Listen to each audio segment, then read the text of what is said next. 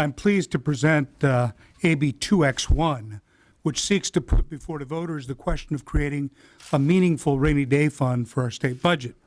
Before I speak to the merits of this legislation, I'd like to take a moment and speak to why this legislation is vital to California's future.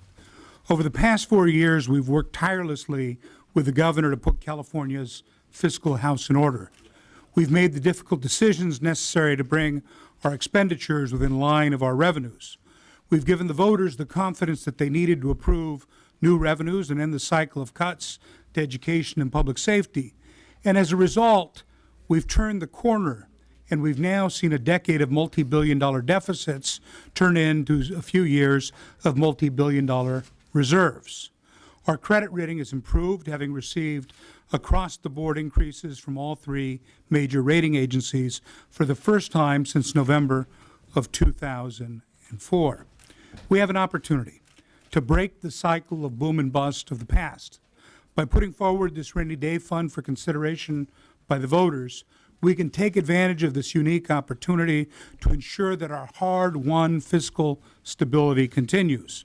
We cannot afford to fall back into the bad habits of the past, where we committed to ongoing spending and tax cuts in good years, and then were forced to pass major cuts and tax increases on the middle class in bad years.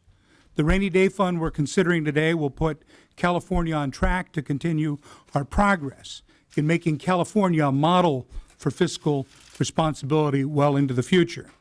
Now, with respect to the merits of this legislation, this rainy day fund replaces the existing flawed rainy day fund with a genuine mechanism for capturing excess revenues each year that can be held in reserve for years where our revenues fall off.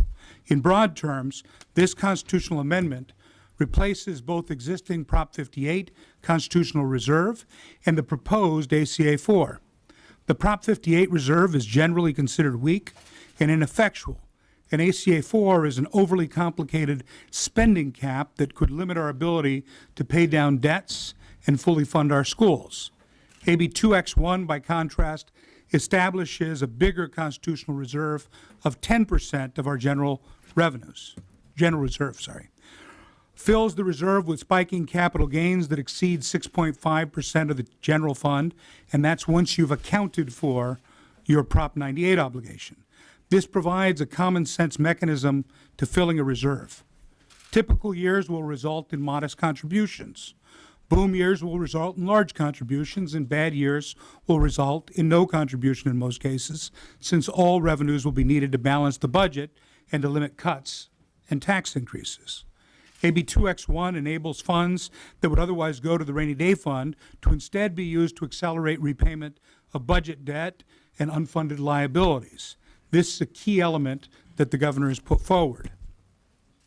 This measure creates a targeted Prop 98 reserve that will capture spiking Prop 98 revenues, but only after the existing maintenance factor is repaid and we're certain that we're in test 1 years.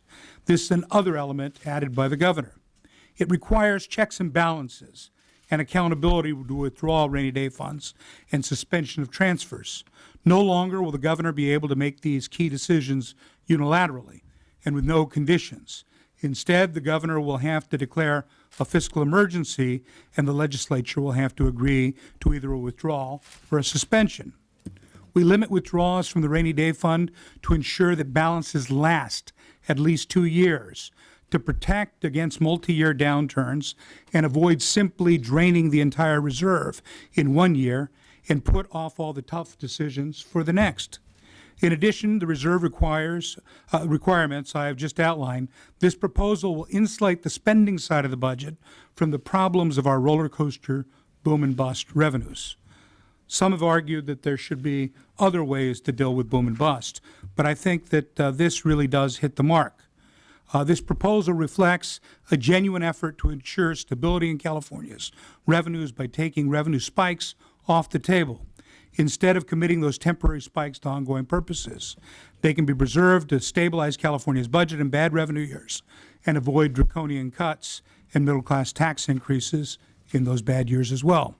This will help preserve the budget stability we've worked so hard to achieve the past few years and help lock in California's remarkable financial turnaround.